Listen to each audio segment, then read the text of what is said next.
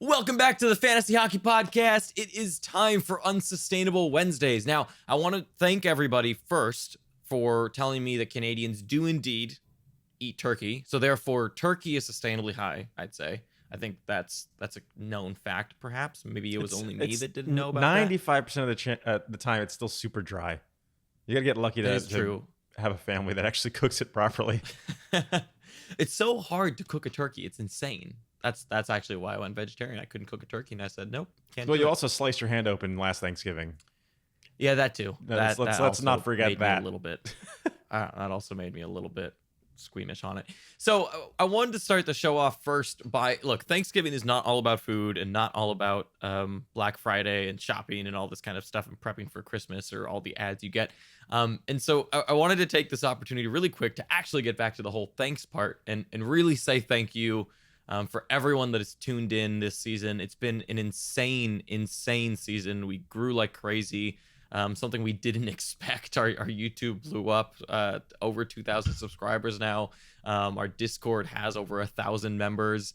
Our listenership, we're about to hit 1 million streams lifetime over the podcast. It really is just insane. We have people listening to us from all over the globe. I think we finally hit at some point during the season at least one listener in every continent or something like that. It's really been insane. So from wherever you're listening, like, I think I speak for both of us here in that, seriously, thank you, gracias, grazie, muito obrigado, dankeschön, merci, sheshe, tak, kitos, wherever, however you say thank you. Seriously, I'm glad you did that, because I was not gonna even attempt it. I know you weren't. Yeah, you weren't gonna attempt it. I had them all down. I actually only had to look up 2, and I was disappointed by how easy they were to say. So let's get into the episode on Unsustainable. Now that I've said thank you to all of you, how about you start us off with your Unsustainably High first? Sure. The first one is a guy that we're getting a lot of questions on lately. And he's somebody that's been in the league for a long time and never really done anything, and that's Brett Connolly. He's left wing, right wing, 17% owned currently, and that's climbing. But he's shooting 28%. Of his assists, 71% are secondary. If you don't know anything about what secondary assist means, it's basically the second guy in on the goal. So his pass, then another pass, then a goal. If that's higher than maybe 50%, it's bad news usually. They're pretty hard to keep up if you're not the primary assist guy. He's also skating less than 15 minutes of ice time, typically. And he only gets 28% of the power play ice time. What he's doing right now is just, it's going to crash down hard, basically. It doesn't help that it's very low shooting with very high shooting percentage over the last 30 days. And on top of that, one of the craziest stats with him is that his IPP is 92% over the last 14 games. Like, you literally can't be doing better in terms of how many goals he's factoring into. And I definitely see this, especially with all the points, the low ice time, like you're saying. I definitely see it coming. Over the last week, he's over 100% IPP, which means it's insane. He was 125% or something. Yeah, he for every goal that he was on the ice for, he was a part of, and he was also a part of a goal that he was not on the ice for, meaning he made a pass and then left, and then they scored. So, that doesn't, No. Oh, Brett Connolly. God, people are picking him up like crazy at the moment, or at least getting really hyped about him. My first one is out of Columbus. Oliver Bjorkstrand, left wing, right wing, 4% owned. People are starting to take notice of him. He's been scoring some goals, and his shooting percentage is high over the last 4 games. But to be fair, over the whole season, it's pretty low for who he is. So there is a little bit of room for growth, but over these last 4 games where everyone has started to take notice of him, it's been pretty high. And so I wouldn't expect what's been happening. The other thing that's been way too high is assists. And part of that is similar to the Brett Connolly effect, in which his IPP over the last 12 games is a high 83%. So I wouldn't expect him to factor into that many points going forward, especially because his ice time is rather low. It's around 16 minutes, which for him is high because last year he was averaging just around 12 and a half minutes. And so now coming up to 16, that's great for him individually. But for the amount of points he's in on, the amount of goals he's been scoring at 16 minutes, it's just not sustainable at the moment. But I would pay attention to him if for whatever reason Torts starts to give him even more deployment. But at the moment, what you're seeing out of Oliver Bjorkstrand is definitely unsustainable. Yeah, I'd agree with that. I actually have one out of Columbus as well in Zach Werenski. Now the The thing is, if you look at Werenski's numbers, nothing really jumps out as crazy, but that's only if you're looking at season, like the full season. When you look at his last week or so, where people are really starting to take notice, he's got, 19% on ice shooting, which again, this is a small sample size, so anything's going to look a little weird. But even if you look back to the last month, for a defenseman to have above 11% is kind of strange.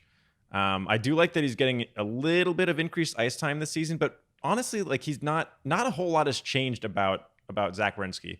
The interesting thing is that he's been shooting a lot more, but I don't really understand why just yet. Nothing on his chart, whether it's his offensive zone starts, which are actually down, or his time on ice, which is essentially the same. None of it is telling me that he should be shooting more. And shots are usually fairly predictable, so something seems weird to me. He's been doing this for a month, so maybe he's going to just be a shooter now, but I don't quite see it. And that's my big hang up. I think that if he were to continue to shoot at this pace and get, primary amounts of power play time, we could see him be a 50 to 55 point guy. But I really do expect the shot pace to drop just because that's how he always plays. He's never been a big shooter like he's been playing over the last month. And if that does come down, we're going to see him right back where he was last season, around 45 point pace, with kind of nonsense peripherals to go with it. He's never been a big power play point guy either. So, and on top of that, he splits with Seth Jones. So yeah. Okay, my next one here is going to be moving over to Tampa Bay. Someone who a lot of people have also been paying attention to is Alex Killorn, left wing, right wing, 16% owned. Maybe this is a little bit out there, but is he potentially this year's Braden Point on the Lightning? Stop. No, he 18% is not. shooting over the last 11. He's even 18%. I don't care how shooting. good he does. He's not going to do as good as Braden Point last season, ever. Well, not as good as Braden Point. What I mean by last year's Braden Point is that, yes, like I would argue that there's now been 2 years in a row now on the Lightning where there's one player that gets inflated at different points of the season. Usually, like there was Nemesnikov at first, he got traded, and then we had Braden Point who was inflated last year, and this year, well, to be fair, there's a few people that are inflated. I'd argue Palat is also a little bit inflated, but Alex Killorn, like I said, 18% shooting over the last 11 games, 18% on ice shooting over the last 11 games. And then on top of that, he has a high power play shooting percentage of 50% over the last 11 games. Now, granted, he doesn't have a lot of power play points in general or a ton of power play time, but when he's on it, he's made it count over these last 11 days. So when you go in to take a look at him, he's going to look like he's done really well on the power play. But the problem is that his shooting percentage is extremely high at 50%. So I'd expect that to come down. He doesn't shoot a ton on the power play. And so because of that, you just can't look at it like in that way. Yeah, I've got Killorn was my last one as well, and I think there's a lot of reasons to not believe Killorn. The fact that he doesn't shoot in general, he's like a 150 shot guy, and he's always been that. That's like straight in line with his norm.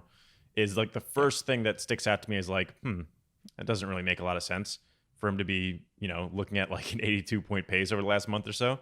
The thing is, the appealing aspect of Killorn is the fact that he's on the power play, and honestly, he hasn't done a ton with it. Like he had that little stretch, that game where he got 3 power play points, which are half of his power play points on the season. And then another, I think his game right before that, he got a power play goal as well. So you ignore those like kind of outlier games, and he's just nothing that special. The thing is, he's gotten a lot of points recently, but on even strength on a line that's frankly not there yet. I know Cirelli is like, everybody loves Cirelli, but then Matthew Joseph on the wing, that's not a very strong line yet anyway. I do like that he's getting an increased ice time, but it's just not enough. It's not enough for a guy like Killorn to be a heavily rostered player. I think we're going to see him drop right back to his norms. He might be a little bit better than last season just due to increased ice time and that a little bit of that increased power play percentage. But I do expect at some point he will fall off that top power play, or he'll be shifted around as they've done throughout the season. And we're just going to see him be, another not even streamer candidate, I think. Honestly, I think in most leagues, he will not be strong enough to be streamed in most weeks. But whereas on top power play, he's worth a shot for streaming. Yeah, he's been pretty good, just a little bit. I still don't think I'd rush to add or anything like that. Definitely I think not. There's better candidates for that. And normally I wouldn't take two in a row here, but I really need to move into Unsustainably Low and talk about this next player, because I don't think we've gotten enough questions about him, to be frank. I think we've gotten about 200 questions. We probably should be getting about 1,000, even though it's probably gotten close to that too. And that's Johnny Gaudreau, left wing. What do you think he's owned? 99% owned. So Johnny Gaudreau, a lot of people asked. So we put out a tweet on Tuesday asking who people would like us to talk about on Unsustainable, and pretty much everyone said Gaudreau. He was kind of the staple of everyone wanted to hear about Gaudreau. And on one hand, I understand that he's slightly frustrating because, especially if you're in a Cats league, he doesn't really do much for you if he's not getting points, right? Like, you really, really feel when Gaudreau is slumping because he doesn't really do much else outside of points. And that's one of the reasons that, quite frankly, I avoid him in Cats leagues, is just because if you're not getting those points, you're really not getting anything. And so you're taking on a little bit of a risk. But granted, that risk is normally worth it because he's just getting so many points, right? So what's going on right now? Now, the first thing with Johnny Gaudreau is that, again, and I think I talked about him on the weekend preview or weekend show. I don't remember when I talked about it. I talked about him recently. And something that hasn't changed from a team-wide perspective is that the team as a whole is shooting very, very poorly. They're last in the league from a shooting percentage perspective, and that's hurting everyone. Johnny Gaudreau's shooting percentage is at 5% over the last 14 games. That's it. And it's like 7% over the season. So it's gotten worse. So you've really felt it, and it's already low as it is. And so you're looking at a super low shooting percentage that should and will come up from a team perspective, from a Johnny Gaudreau perspective. And of course, that's going to apply itself as well to his extremely low on-ice shooting percentage of 8%. That should be higher. Last year, it was 12%. Now, Johnny Gaudreau, with the elite player he is, the players that he plays with, and being on the power play, his on-ice shooting percentage should be closer to 11%. Normally, that's what you expect from Johnny Gaudreau. And at 8%, super, super low. And the promising thing is that his IPP is super healthy. It's right in line with last year. His power play time is still high. And so everything is in place for Johnny Gaudreau to kind of explode. And in my opinion, Johnny Gaudreau is probably the biggest buy low candidate at the moment, because again, he's one of those guys that, unlike Wheeler, when you go to buy Wheeler, someone will say, well, at least he's getting you peripherals. And so it's a little hard to buy low there because at least he's giving you something. With Johnny Gaudreau, if you're frustrated with him, it's because you're truly, truly frustrated because he's not really doing anything. Sure, he's getting you shots, but he's not going to get you hits. He's not. I mean, he's literally on a 3 hit pace. He's on a 6 block pace. Like, he gets you nothing outside of points. And so in almost every type of league, Johnny Gaudreau is someone who is a prime buy low, because whether in a points only league, in a points league, in a Cats league, it doesn't matter. You're attaining him for literally the same reason. And so he's almost a level. This is almost the only superstar you can talk about that is on a level playing field regardless of league type, which is really interesting. And I think in any league right now, Johnny Gaudreau is unsustainably low. Definitely. All right. Should we move into, well, we already there. So I'm going to talk about my first one, which I'm pretty sure we disagree about, in Ryan Nugent-Hopkins. Yes, we do. So there's, when I looked up Nugent-Hopkins, and I honestly flip-flop between Unsustainably Low and Sustainably Low because he's showing both signs. The signs that he's sustainably low, he has a little bit of a dip in ice time, but really it's not a huge factor. The big deal is his shot pace, which actually it's not that far down either, but everything is just a little bit down. Everything's a little bit down. But the reason I wound up putting him on Unsustainably Low is because there's enough here that makes me feel like he's missing opportunities that he should be a part of. The biggest outlier from his from last season to me is his IPP, which again I try to explain this every time, but IPP is the amount of points if there's a goal scored on the ice. If you're a part of it, then this percentage increases. It's the percentage of points you're on the ice for that you are a part of, whether you get a goal or an assist. Typically, for a good skater, you're going to get about 70%. Last season, Nugent Hopkins had about 67%, so right in line. This season, he's at 45, not even 44. That's low. That's really low. Now, I don't want to just, if you were to just like blindly take that and say, okay, the IPP is the sole difference, ignoring everything else, which I wouldn't advise, but just taking that, you're looking at a 33% increase in points, which he's sitting at 16 points right now. So you'd add another, math, like 6, little less, 5 or 6, which would put him at around 21 or 22 points. That's, basically right where he was last season. So I don't really expect that because there are other things going on here that are affecting him. The dip in time on ice, the slight dip in shots, but nothing there is major. All those dips are like 4 to 5% or something like that, single digit percentages from last season, where the IPP is a huge difference. He still plays a ton of the power play, and the fact that he's out isn't helping anybody, obviously, but I still think that he's due for an increase. He's actually doing even better than last season as far as power play points are going, which is good and probably makes sense since the Oilers have, for some reason, not always been the best at power plays, but they should have been because they've got Draisaitl, McDavid. It seems like they should be able to just run those two guys by themselves, and anybody else that is there is just going for the ride.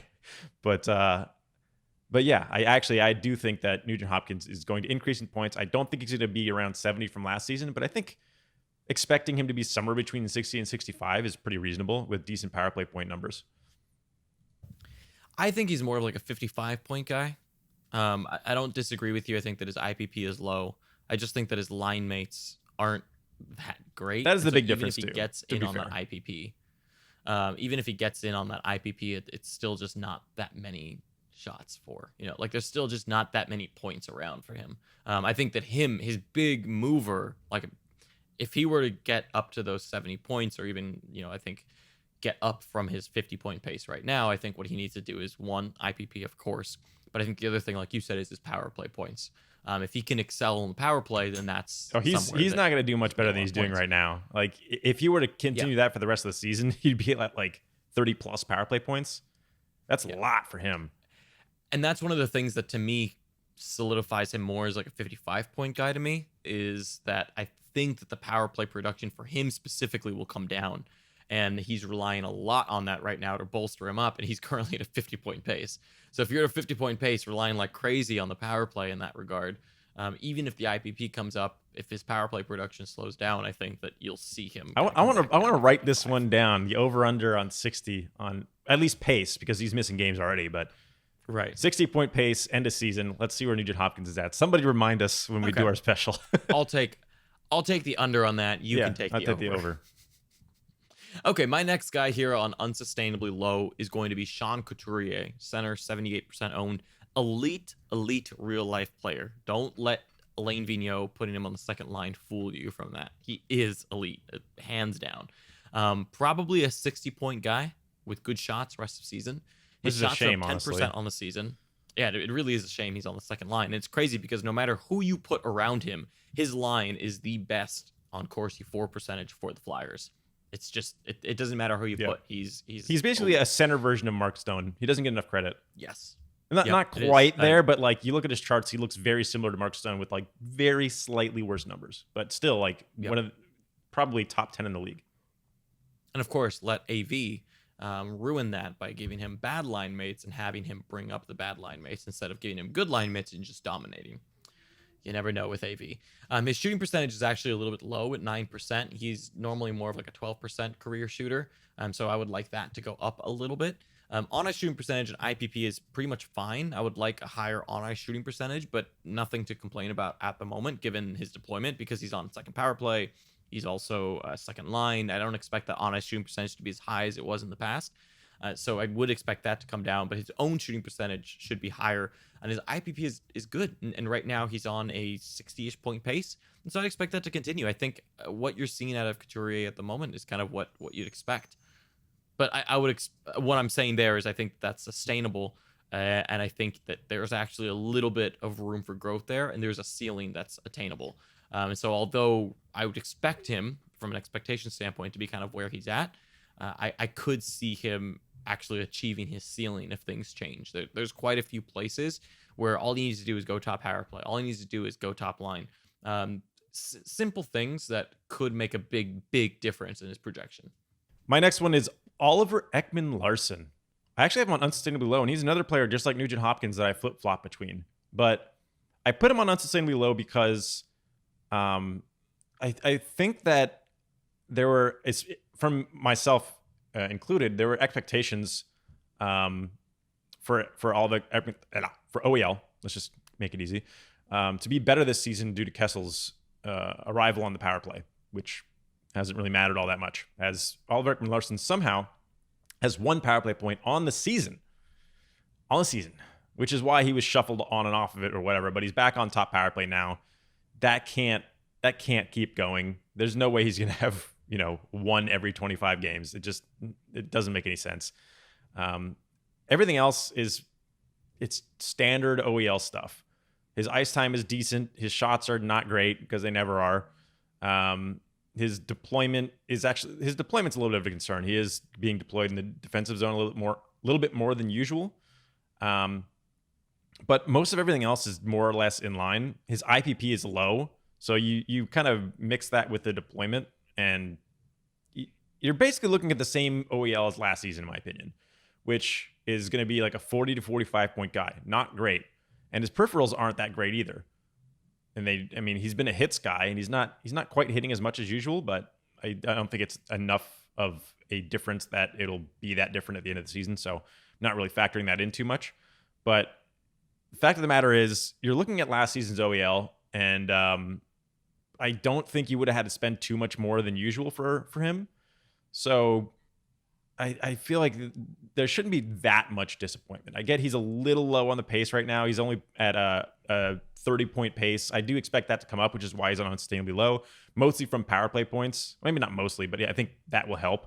And the fact that his IPP is so low, I expect his points to get right back to that like 40-ish point pace, which is not eye-popping, but it's...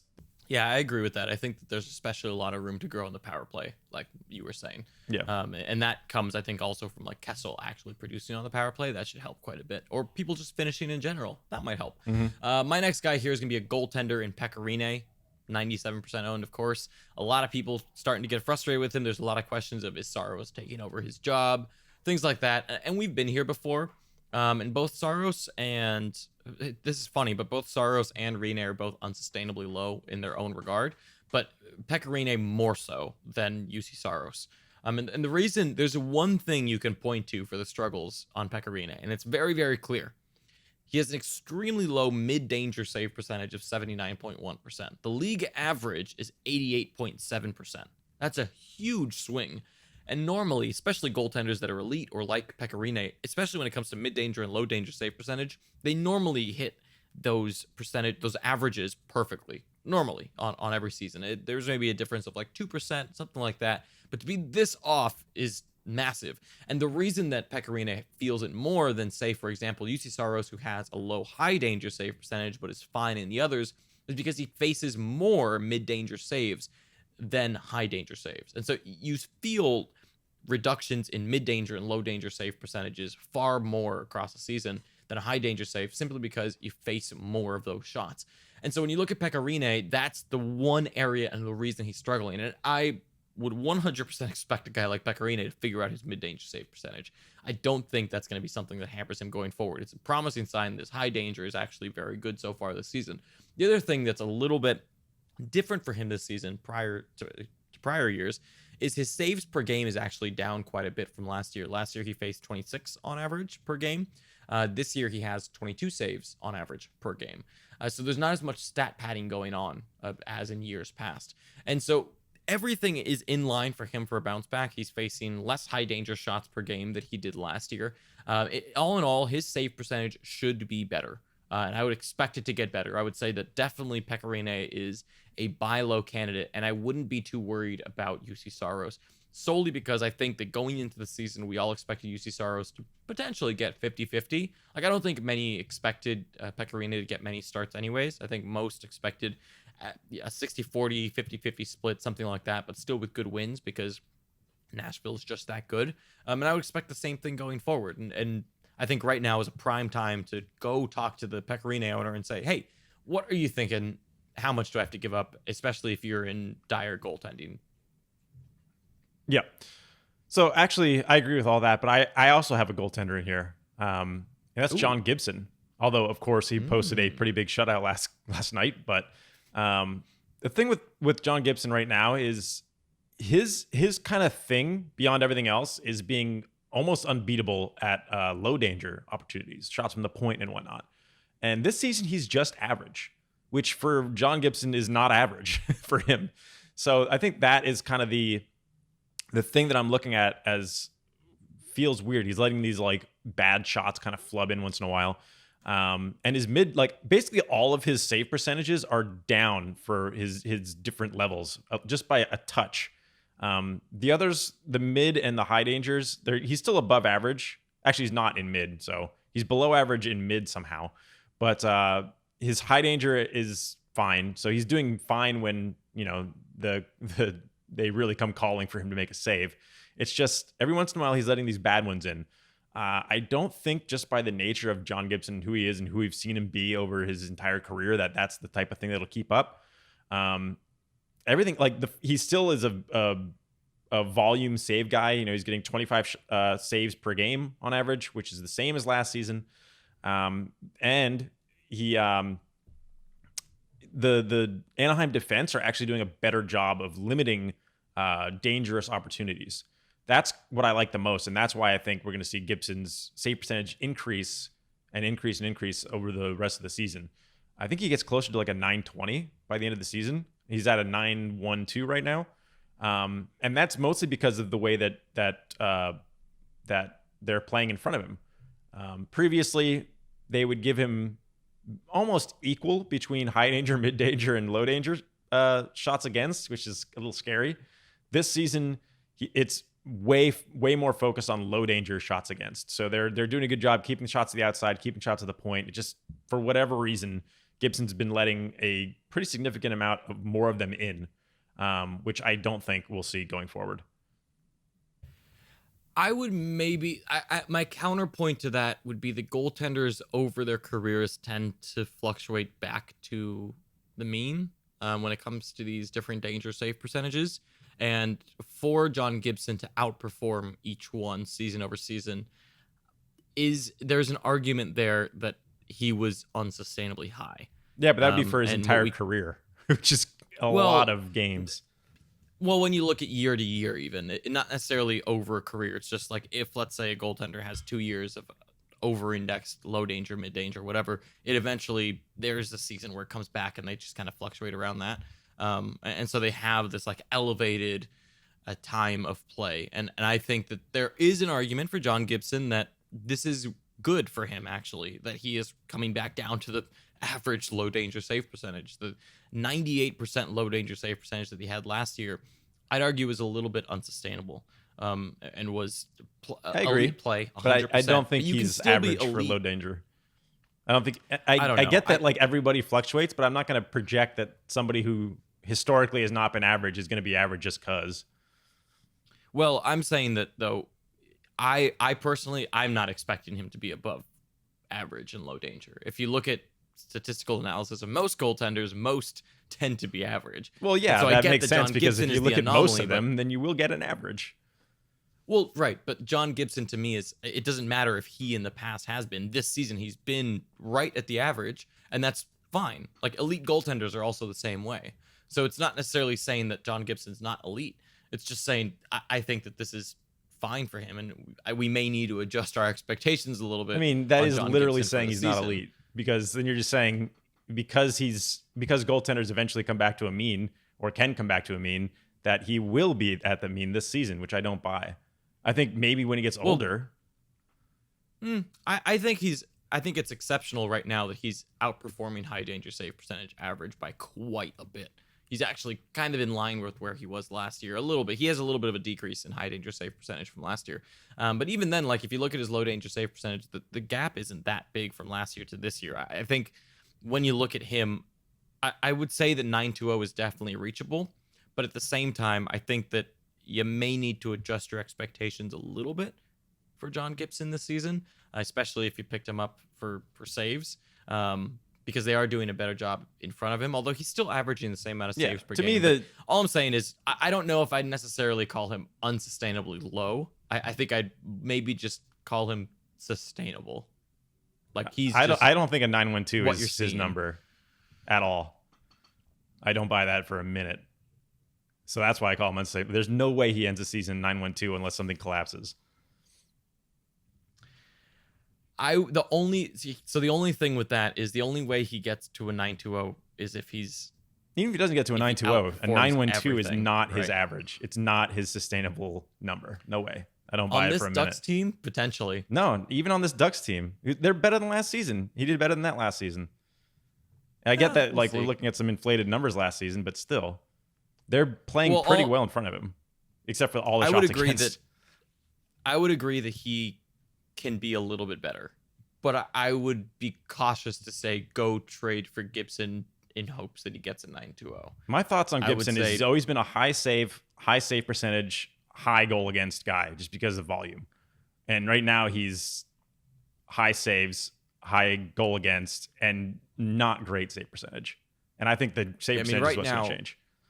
Well, here's one argument there, right? Is like if you look at expected goals against, last year he outperformed his expected goals against. He let in 22 less than he was expected to let in. Yeah, but he does that every year. I'm not saying to expect 22 more, but he's exactly on pace with his expected goals against at the moment. So right now he's playing exactly as expected from a save percentage standpoint, from a goals against standpoint. This is who you like from, at least if you're looking at stats only, right? That's who he should be right now. But then you're taking your goaltender. You're making him an average. He's not, though. Like goaltenders don't work the same as skaters. He's not an average because the average save percentage in the league right now is 90.4, and he's at 91.2.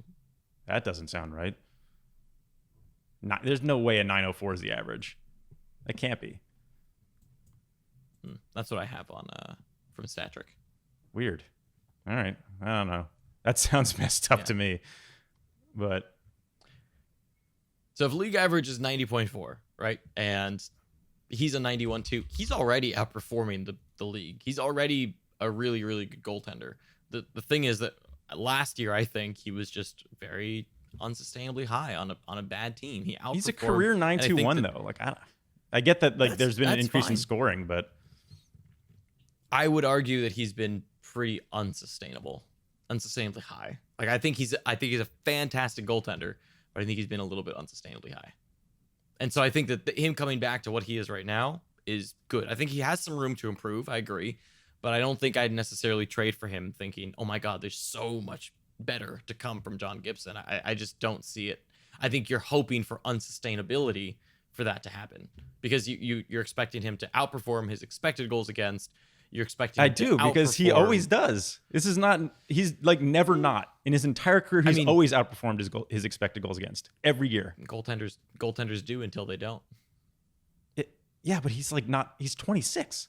Like, why are we? So Hellbuck I expected Hellbuck to outperform last year and he didn't. I didn't. He had one season behind him. Gibson has like 5 or 6 seasons already. He's not an unknown quantity. So let's agree to disagree here. I think we have to. I think you expect him to get up to 920. I think that's what a ceiling. Seeing out of Gibson is who he is. I don't think if he ends at a 912, I will eat my hat. There's no way. I think he ends closer to like a 915, something like that. I think somewhere in the middle, but I don't think that 920 is. I wouldn't trade expecting a 920. That's all I'm saying. I think that's the pace. I don't necessarily think he gets there. I think that's what he paces at. Oh, that's the point pace he winds up at. Points pace. He's going to get a points pace of 920. He's going to outperform Gretzky. Okay, moving on to my next one here. Dylan Larkin, a center, 83% owned. A lot of people drafted him semi-high. Expected good consistency out of him. And honestly, I know it's been tough to own Dylan Larkin, but the thing is that there's still a lot promising there. I think that the one most disappointing thing that's definitely going to frustrate a lot of people is that his peripherals are down. His hits are down, shots are down 19%, penalty minutes are down, which the penalty minutes make sense because they want him to be more offensive. His IPP is insanely low for the player that he is and how much he factors into the offense when it comes to Detroit. It's at 45%, which is really, really low. That should be higher and should absolutely come up. The other thing that is way up is his power play time on ice and his power play percentage. And so all the things are there for him to do well. And really, you just got to point at it as he's just not factored into the goals. There's goals happening around him. He's just not factoring in when he always has. And he's the go-to guy. And his shooting percentage is a little bit low. So I would say that with Dylan Larkin, he's one of those guys that maybe if you're in like last place or you're towards the bottom, potentially I'd say maybe shop around and see if you can get a high return for him. But I would only look to get a high return. If you're in first or even mid-pack, like there's no reason to sell on him. All the indicators, all the things point to he's going to go off at some point and figure this all out and factor into these points. I don't think that I don't think he's ready for sustainably low yet. Moving to sustainably high, I got to talk about Anthony Duclair again. Of course. Left wing, right wing, 19%. All the increases are what I'm liking to see with him. The stuff that's happening with him is the way that you become a sustainably high guy. He's got a lot more ice time this season, 30% increase in ice time, a 50% in power play ice time share, which is, I mean, these are the two things he's needed his whole career. And I get that, like, the big concern with Duclair is he's like, quote unquote, like uncoachable, right? He's got like an attitude. He plays like he's the best player in the world and doesn't really follow the system. But if a guy like that in Ottawa is the best place to be, because I mean, what else? Like, what do they care? But he's also increased his shooting by 60%. So he's using all this increased ice time to fire the puck, which is a great way to score goals, turns out. So comparing all that stuff, he's actually somebody I'm trying to hold on long term. I've bumped him just out of streamer value, but he's still like the guy that I'm looking at really hard if I need to make a move. It's going to be Duclair, because my team's too injured right now to have another streamer spot, but I'm really trying to hang on to Duclair if I can. But yeah, I think he can be a rosterable guy rest of the season. It's just a matter of if he's good enough to hold on and better than a streamer spot, which is hard to beat. Yeah, I agree. And I think one of the things that's tough in Ottawa sometimes is that there's a lot of players there that can step up, right? Like the difference between Duclair and the next best forward is not that big in terms of, let's say that next forward starts going off. It's not that crazy for Ottawa to just say, okay, Duclair, you're moving down. Let this player be hot while he is. Like that's the only scary thing there. Is that gap between it? Yeah. I mean, Ottawa is kind of like, you know, the whole give me you're hungry and you're poor or whatever. Yeah. That's kind of how Ottawa is, but it's like give me you're injured, you're unsustainably low, and your bad cap hits. That's pretty much the story of the Ottawa Senators right now. Yeah, his biggest concern rookie. is a line shift. Yeah, but I'm not going to predict that yet. Yeah, my first sustainably high guy, I'm super excited to have him here, is Pierre-Luc Dubois. There was a lot of talk. We got a lot of people saying, oh, well, how can you say Dubois is going to be high this year or good this year when he's losing Panarin? And my argument was Dubois is a great line driver. He himself is a great player, and he's proving that this year. I'll admit his shooting percentage is high. He has 10 goals when he should have 6. So that should come down. His expected shooting percentage is 11%. He's currently at around like 17%. It's going to come down. Absolutely. I agree with that. But there's some really, really promising things too. His shots are up 8%. His IPP is up, but in line for the type of player that he is. His on-ice shooting percentage is in line. His power play percentage is great. He has high offensive zone starts again. His block pace is up. His hits pace is around the same. His points per 60 is actually up, which is amazing given, you know, all the criticism he got that Panarin was leaving his line. Points per 60 is not necessarily as much a metric on yourself. It's more about the line mates around you and how the line is playing, how the people around you play. It's a combination of many factors. It's not just his performance. So the fact that he lost Panarin and his points per 60 is up is incredible and really a testament to just how good he is and how good the team has been playing without Panarin. And so I think that Pierre-Luc Dubois is a sustainably high candidate, and it's potentially someone that you could get pretty cheap and in a trade option if you're weak at center, which I don't think many people are weak at center, but if you are, it's someone similar to Kopitar, where they probably drafted him as their third center, maybe even their fourth center, and they're looking to get rid of him, and you could probably get him for somewhat cheap, and the person's going to think, oh, I'm selling high, but I'm here to tell you I think it's the real deal. I'm not quite as high on PLD as you are, but I do like him more than I did, to say the least. He was like, when he wasn't on the power play, he was real concerning for a minute there. Oh, yeah. When he started off the power play, I mean, look, it probably taught him a lesson, and he's using it now. Yep. All right, my next one, I'm actually really excited to be here too, is Victor Olofsson. Left wing, right wing, 52%. Back to top line, top power play. He's seeing decent minutes again, between 16 and 19. The encouraging thing, and what had me most concerned about Olofsson to begin with, was his drop in shot pace. But that's right back up. So he's playing like he was at the beginning of the season. I mean, with the exception of a million power play goals, but we knew that was going to come down. And I'm kind of glad. I'm glad I didn't drop him, and I think he should still be hung on to. They tried, briefly, did the Skinner top line thing for a minute. They tried the VC top line thing for a minute. I think they still may experiment with that line, but I think they've kind of got it now. I just like that he's shooting. He's back to his shot production, which was the only real concern I had with him. So yeah, I like him rest of the season now. Yeah, I agree. I dropped him solely because of schedule reasons. He was my worst winger, and I really needed starts, and so I dropped him. It sucks to have to drop him, but I agree. I think he's sustainably high rest of season.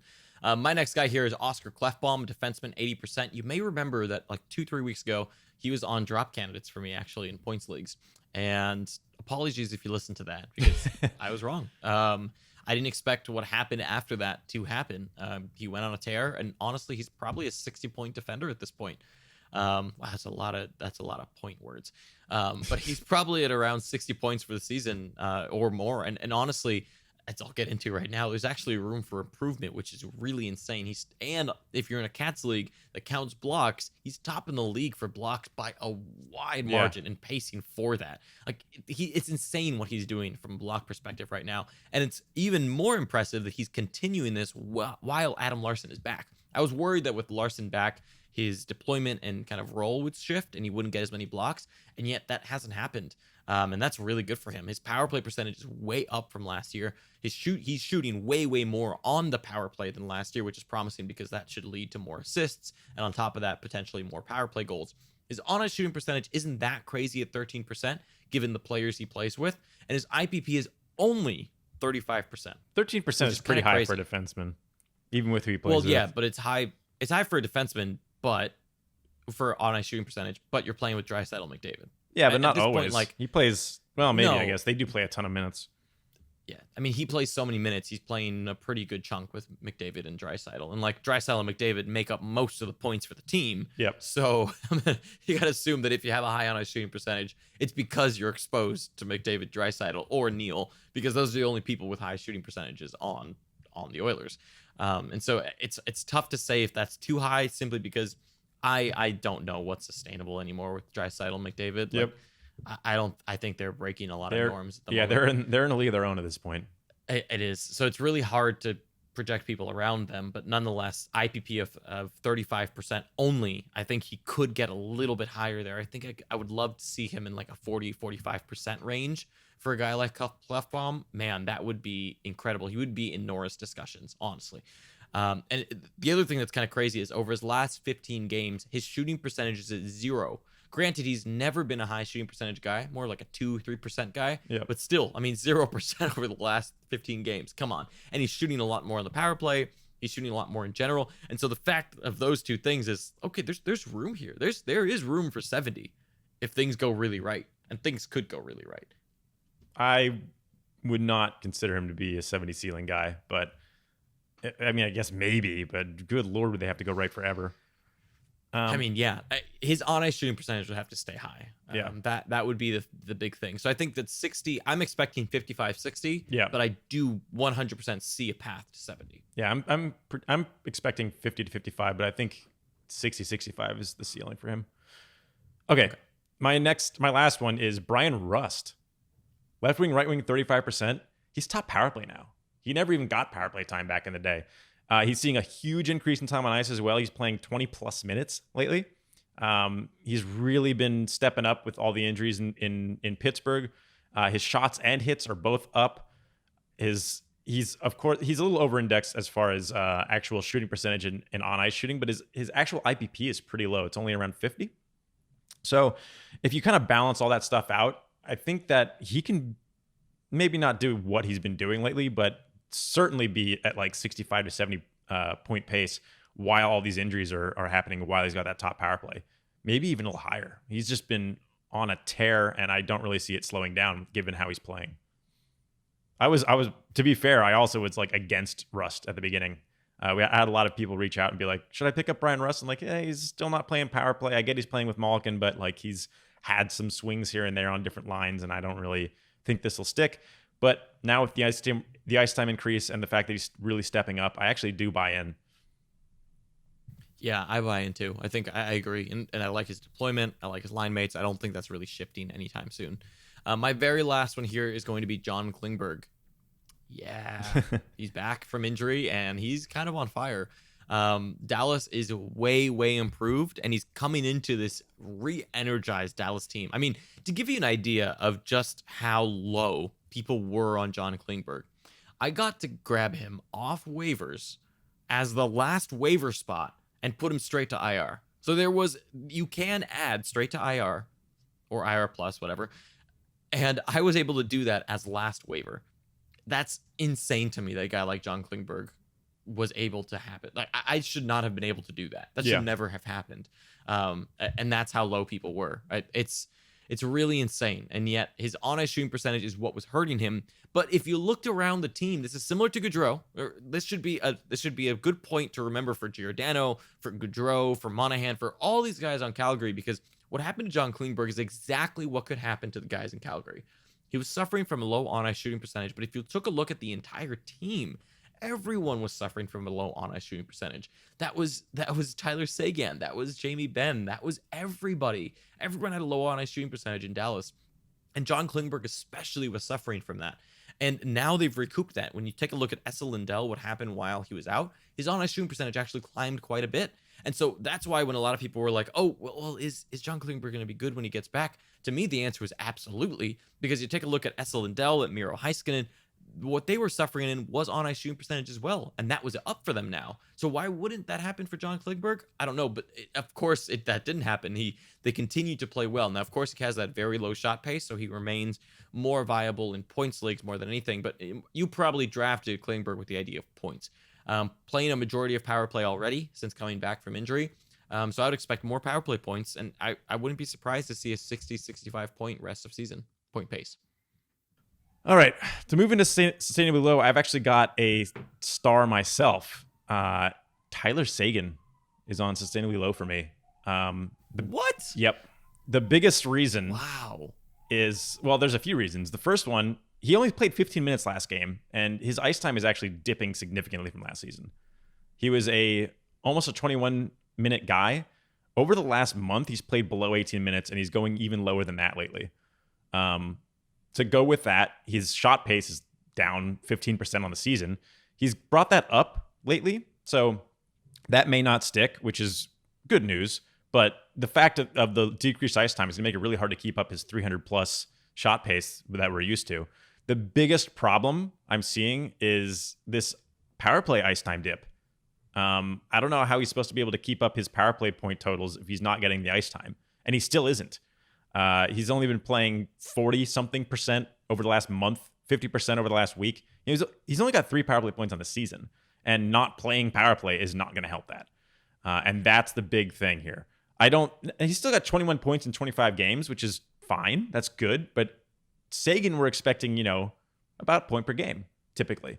I don't think we're going to get there. I think we're going to get 70 to 75 with worse shot numbers, worse power play point numbers. And yeah, so I'm not saying like ring the death bells on him or anything, but I am saying that like Sagan is usually drafted in the first 2 rounds. I'm not sure he's going to be that caliber this season. Although he did fall more than I thought he would in certain leagues. So maybe the fact that I thought he was undervalued wound up being correct value for him this year. Wow. I'm surprised by that. I think he's going to benefit from Dallas getting better, similar to Kling here soon. He needs to get his power play time back and his ice time back. Those are the big. He has to get his time back, and he hasn't for a month. That's what I'm worried about. Yeah, because he's a volume guy first and foremost. Yeah. If he gets, just pay attention to his ice. The fact that he skated 15 minutes last night, like, why? Like, what is happening?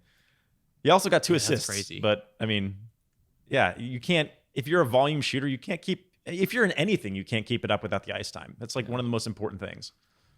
Maybe the most important thing.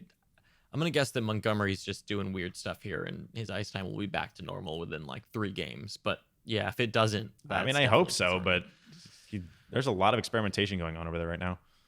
Yeah, there is. Okay, my only one here, because you've had Nugent Hopkins, and we kind of talked about him already. I think he's sustainably low. I think he's more of like a 50-55 guy. I talked about that, and I took the under on the 60 points. So Jeff Skinner is going to be my only one here on sustainably low.